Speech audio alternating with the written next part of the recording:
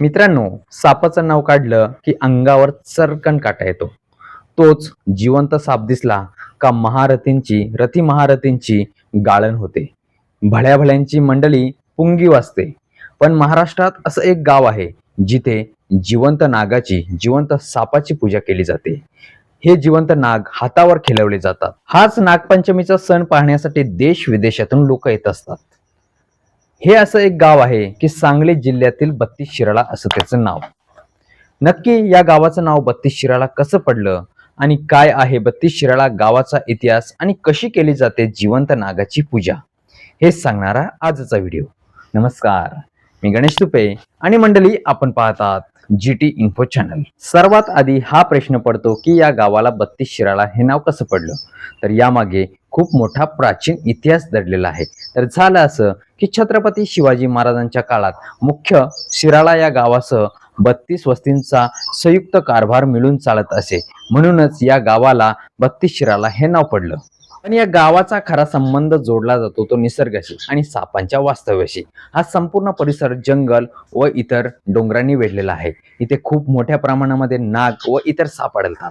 स्थानिक दंतकथेनुसार असे सांगितले जाते की शिराळा गावातील महाजन कुटुंबाकडे गोरक्षनाथ भिक्षा मागण्यासाठी आले होते. त्यावेळी गोरक्षनाथांना भिक्षा देण्यासाठी वेळ लागला. त्यावेळी गोरक्षनाथांनी महाजन कुटुंबांना विचारलं की भिक्षा देण्यासाठी एवढा वेळ का लागला. त्यावेळी महाजन यांच्या पत्नीनं सांगितलं की ते नागाची पूजा करतायत. मंडळी, त्याच दिवशी खरं तर नागपंचमी होती. गोरक्षनाथांनी आज जाऊन बघितलं तर खरोखरच नागाची पूजा चालली होती. त्याचवेळी महाजन कुटुंबाला त्यांनी सांगितलं की तुम्ही जिवंत नागाची पूजा करा. त्याचवेळी गोरक्षनाथांनी आपल्या मंत्र्यांनी जिवंत नाग तेथे तयार केला.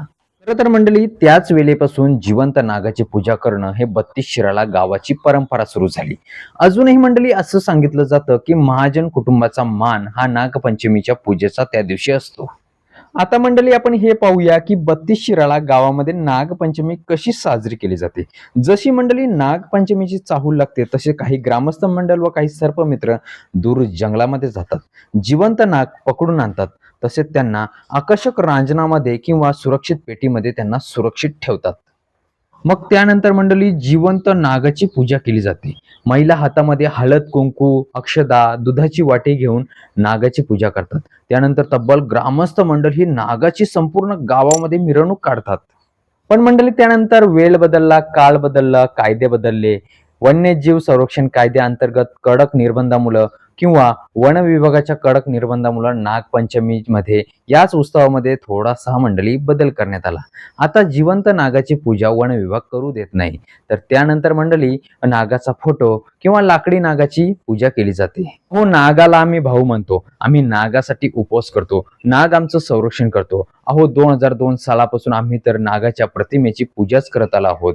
जसं तुम्ही बैलगाडा शर्यतवाल्यांना बैलगाडा शर्यतीची परवानगी दिली, तसंच आम्हाला जिवंत नागाची पूजा करण्यासाठी परवानगी मिळावी. येथील बत्तीस शिराळा गावातील लोकांचा हा अट्टहास लागलेला आहे. हीच होती बत्तीस शिराळा गावाची थरारक आणि रंजक कहाणी. जिवंत नागाची पूजा करणं म्हणजेच ऐऱ्या गैऱ्याचं काम नाही.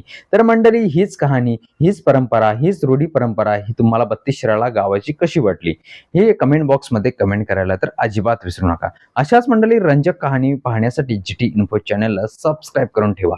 चला तर मंडळी, आज घेऊया निरोप. जय हिंद, जय महाराष्ट्र, जय नागदेवता.